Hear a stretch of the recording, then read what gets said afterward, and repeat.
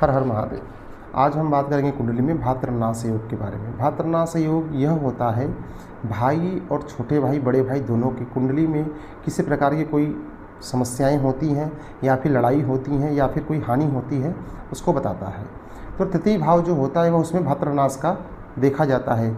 भाद्र के साथ संबंध कैसा है वह देखा जाता है। अगर तृतीय भाव में सूर्य बैठा हो तो बड़े भाई के नाश का योग बनता है। अगर उसी भाव में शनि और मंगल बैठा हो तो छोटे भाई के नाश का योग बनता है। अगर राहु के साथ ये बैठे हों, शनि मंगल बैठा हो, राहु के साथ सूर्य बैठा हो या राहु शनि मंगल तीनों एक साथ बैठे हों तो छोटे बड़े भाई दोनों के नाश का कारण यह ग्रह बनते हैं। तीसरे भाव में शनि मंगल सूर्य और राहु का रहना अच्छा नहीं होता है।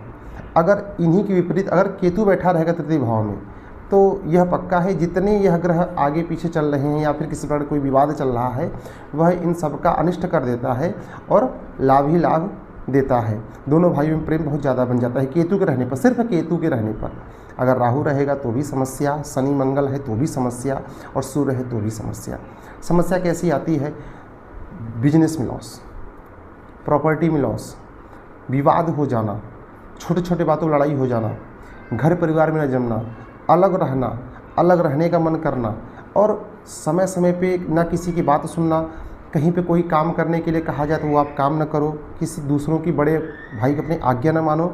यह ग्रहों के कारण होता है, इनमें किसी और का प्रभाव नहीं होता, यह ग्रहों कारण होते हैं। अपना शनि मंगल और सूर्य अगर आपके खराब चल रहे हैं, आपको पता हो कि मेरे कुंडली में यह ग्रह हैं और यह खराब हो रहे हैं तो इनको बचाने का कार्य करें। ज़्यादा लड़ाई करने से कोई मतलब निकलता नहीं है किसी के जीवन में। अगर वह चाहता है कि हमारे भाई बहन के साथ उसका प्रेम अच्छा बना रहे तो अगर उसकी कुंडली में राहु हो, सूर्य हो, शनि हो, मंगल हो, यह अगर तृतीय भाव में बैठे हों तो इनका जरूर उपाय करें। सूर्य अगर खराब हो तो सुबह कुछ नहीं करना है, आपको सूर्य भगवान की पूजा करनी है, आदित्य हृदय स्रोत का पाठ करना है।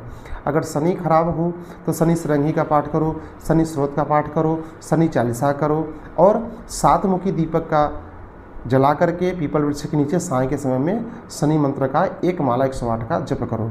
अगर मंगल खराब होगा तो क्या करोगे? शनिवार और मंगलवार के दिन सुंदरकांड का पाठ करो, हनुमान चालीसा का पाठ करो और सिंदूर का तिलक लगाओ, चमेली तिल में लगा के हनुमान जी को भी लगाओ और अपने आप को भी लगाओ। यह करने से आपके मंगल, शनि, राहु और सूर्य सही हो जाएंगे। इन वस्तुओं का दान भी करना जरूरी होता है। सूर्य के लिए आप लाल वस्तुओं का दान कर सकते हैं। जितना ज़्यादा आप दान करेंगे उतना ज़्यादा आपके ग्रह मजबूत होंगे। अगर मंगल भी आपके खराब है तो भी लाल वस्तुओं का दान करो। लाल वस्तुएं जैसे होती है मसूर की दाल, लाल वस्त्र, लाल फूल, लाल फल, ठीक है, लाल चंदन, ठीक है ना।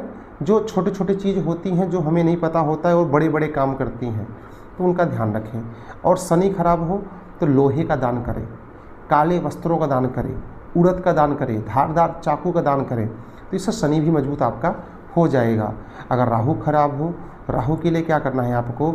ओम राहवे नमः, ओम रांग राहवे नमः का एक माला का जप करें और शनि जी के मंदिर में जाकर के प्रतिदिन शनि स्रोत का पाठ करें। इससे आपके राहु, शनि, मंगल और सूर्य सब सही हो जाएंगे। किसी प्रकार का दोनों भाइयों में विवाद नहीं होगा और कोई दिक्कत नहीं आएगी, क्योंकि भाद्रनाश योग ही कुटुंब परिवार के नाश का कारण बनते हैं। क्योंकि अगर भाई में बहन में अगर अलगाववाद हो जाएगा तो वह घर विकास नहीं करता है। इसीलिए किसी ज्योतिष से अगर अपनी कुंडली दिखाओ या अपनी समझो तो एक बार उनसे यह जरूर पूछ लेना कि मेरे भाई और मेरे बहन के साथ मेरा संबंध कैसा रहेगा, कृपया इसको बताएं। कोई ऐसा योग तो नहीं बन रहा है जो हमारे लिए हानिकारक हो। भाद्रनाश योग बहुत कम ही कुंडलियों में बनता है, लेकिन जो बनता है अगर पता नहीं है तो यही हमारे अलगाववाद का, कुल के नाश का कारण बनती है। इसको हमेशा ध्यान रखें। जिस भी जातक को अपनी कुंडली हमसे विश्लेषण करवाना हो वो हमारे डायरेक्ट मैसेज कर सकता है हमारे चैनल पर, या फिर हमारे वही इंस्टाग्राम चैनल पर हमें फॉलो करके हमें डायरेक्ट डीएम कर सकता है, मैसेज कर सकता है, डायरेक्ट मैसेज कर सकता है। हम आपसे फिर एक बात वही कहेंगे, आप हमारे यूट्यूब चैनल को लाइक कर लीजिए, सब्सक्राइब कर लीजिए और बेल आइकन दबा लीजिए। हर हर महादेव।